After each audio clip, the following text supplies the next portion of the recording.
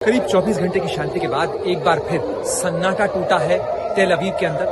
Siren बज रहे हैं और ये सीधे सीधे निशान है कि किसी तरीके का प्रोजेक्टाइल हमला हो सकता है। आप देखिए किस तरीके से लोग भाग रहे हैं। हम भी शेल्टर की तरफ जाने की कोशिश करेंगे यहाँ से, क्योंकि जितनी भी घटनाएं हुई हैं वो बाहर जो लोग मौजूद थे, जो शेल्टर के अंदर नहीं जा पाए, उनके साथ ज्यादा हुई हैं। और ये तस्वीरें हैं, ये बताती हैं कि ये जो आसमान है, इसी आसमान में इस सायरन की आवाज के साथ ही वो तस्वीरें कई बार कैद होती हैं। और लगातार हमने देखा है कि किस तरीके से धमाके की आवाज और ये जो चीजें, ये इंटरसेप्टर्स देख रहे हैं, ये देखिए, ये साफ बताता है कि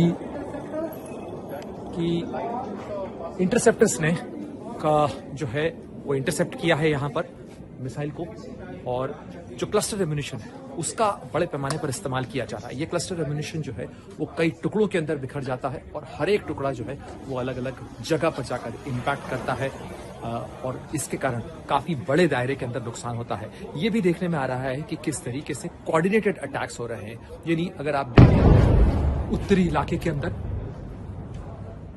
खासतौर पर जो हिजबुल्ला और ईरान दोनों की कोऑर्डिनेटेड अटैक्स हो रहे हैं, वहीं दक्षिणी हिस्से के अंदर ईरान के साथ साथ जो यमन के हूथी हैं उनकी तरफ से भी इजराइल के अलग अलग इलाकों के अंदर जो धमाके हैं, जो प्रोजेक्टाइल्स हैं, या मिसाइल्स हैं या रॉकेट्स हैं, ड्रोन्स हैं, उनका इस्तेमाल किया जा रहा है।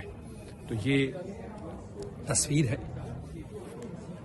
इजराइल के तेल अवीव के आसमान की, और इस आसमान के अंदर वो सारी तस्वीरें नजर आती हैं।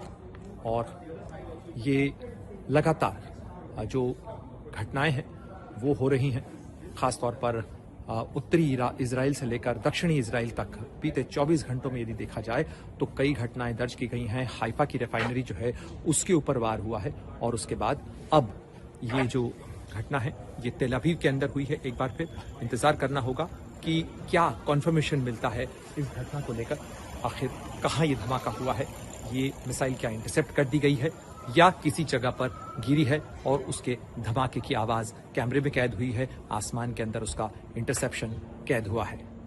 प्रणय उपाध्याय, तेल अवीव, आज तक।